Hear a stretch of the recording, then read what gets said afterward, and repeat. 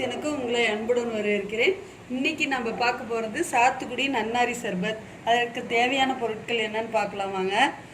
நன்னாரி வேர் இதுதான் ஒரு 2-3 எடுத்து தண்ணியில், ஒரு சொம்பு தண்ணியில் வந்து 3 மணி நேரம் 2 மணி நேரம் ஊற வச்சுக்கணும். சாத்துக்குடி வந்து ஒரு 5 பழம், சர்க்கரை 100 கிராம், புதினா கொஞ்சம் எடுத்துக்கலாம். வாங்க இது எப்படி செய்கிறதுன்னு பார்க்கலாம். அதுக்கு முன்னாடி நம்ம சேனலை சப்ஸ்கிரைப் பண்ணிக்கோங்க, பக்கத்தில் இருக்கிற பெல் பட்டன் அழுத்திக்கோங்க. அடுப்பை பற்ற வச்சு ஒரு பவுல் வச்சு சர்க்கரை 100 கிராம் இதில் கொட்டிக்கலாம். தண்ணி கொஞ்சமாக ஒரு அரை டம்ளர் அளவு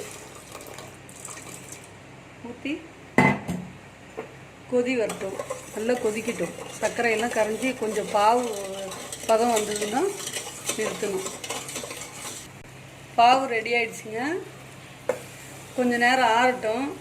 அதுக்குள்ளே நம்ம சாத்துக்குடியை ஜூஸ் போட்டு ரெடியாக வச்சுக்கலாம். சாத்துக்குடி பழத்தை அரிஞ்சிக்கலாம். இந்த மாரி அரிஞ்சு எல்லாத்தையும் வச்சுக்கலாம்.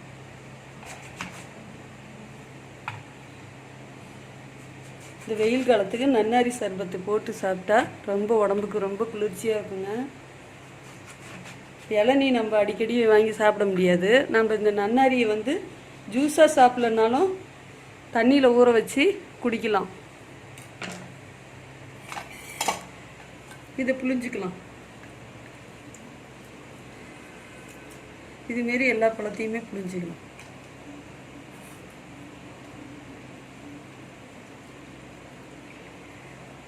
உடம்பு சூட்டை தணிக்குங்க. ரொம்ப உடம்புக்கு ரொம்ப நல்லது.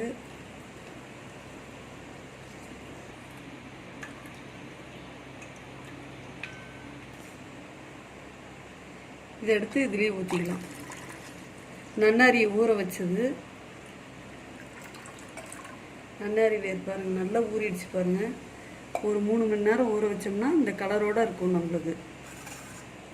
புதினாவை இதில் கொஞ்சம் போட்டுக்கலாம்.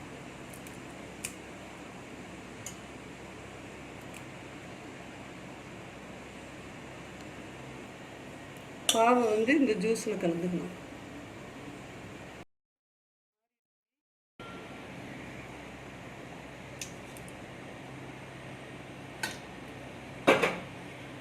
அவ்வளோதாங்க.